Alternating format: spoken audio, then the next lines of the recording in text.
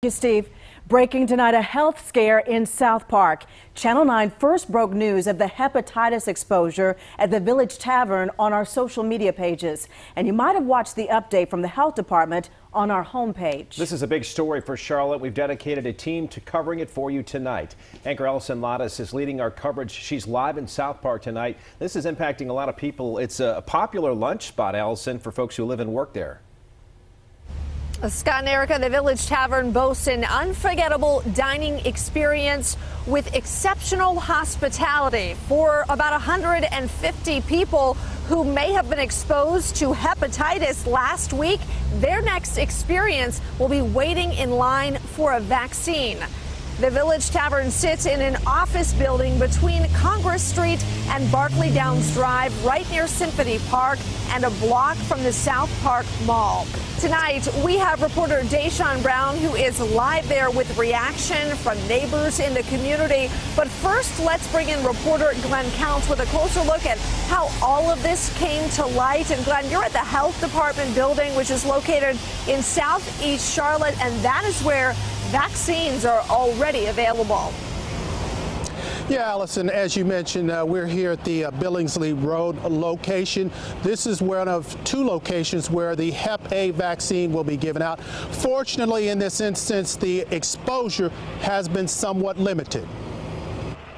The key date for you to keep in mind is October 30th. If you were a customer at the Village Tavern in South Park, if you ate there on that day or night, you need to come in and get vaccinated.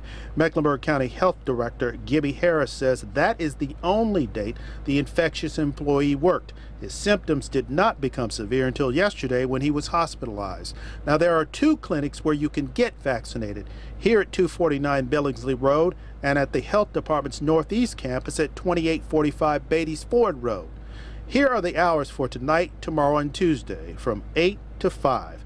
In addition to that, the Billingsley Road location will be open Saturday, Sunday, and Monday from 9 a.m. to noon. In order to be effective, the vaccine must be given within 14 days of exposure. So the director says it's imperative that anyone who went to that restaurant on October 30th get their shots by this coming Tuesday. We would recommend that they be vaccinated. It is the only sure way we have of making sure that they're safe from any potential exposure in that restaurant on that day. Now, since we've been here, we've only seen a couple of people actually come to get the shot. Of course, it's early and the word's just now getting out. But health department officials hope that the response to this will be much better starting tomorrow.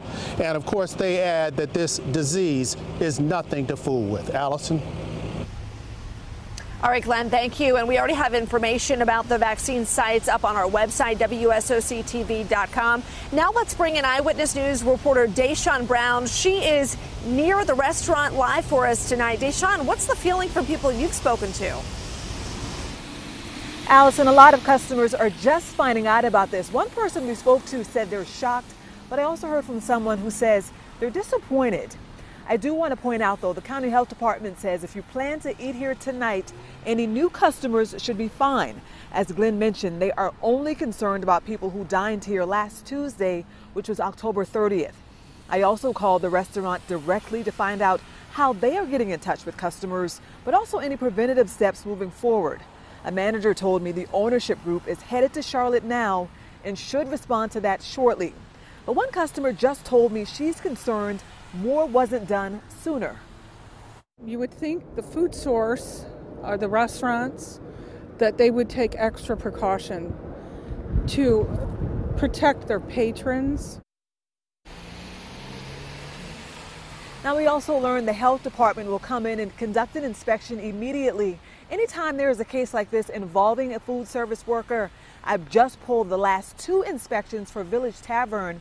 Tonight at 6, the violations we found that raises several red flags. Reporting live in South Park, Deshaun Brown, Channel 9 Eyewitness News. All right, Deshaun, we'll see you at 6 o'clock. Now I'd like to take a moment to tell you how this outbreak evolved and expanded. The health department says it started in April and then in June, another scare. A worker at a West Charlotte Hardee's tested positive, potentially exposing thousands. By September, the cases soared to 15. Tuesday, the county confirmed the number had risen to 21. This new case raises it to 22 cases linked to the county's outbreak. Hepatitis A outbreaks are happening nationwide and across North Carolina. Just this week, health officials reported the first death in the state. That was not in Mecklenburg County, but most of the state's 38 cases are. The health director says the cases in other counties are more linked to drug users and the homeless population. In Mecklenburg County, these cases are linked more to men having sex with other men and drug users. The health director says this needs to be taken very seriously. Erica? Thank you, Allison. And again, people need to get the vaccination if they ate at Village Tavern on October the 30th. We posted more resources and information at WSOCTV.com. You'll find the story on our homepage.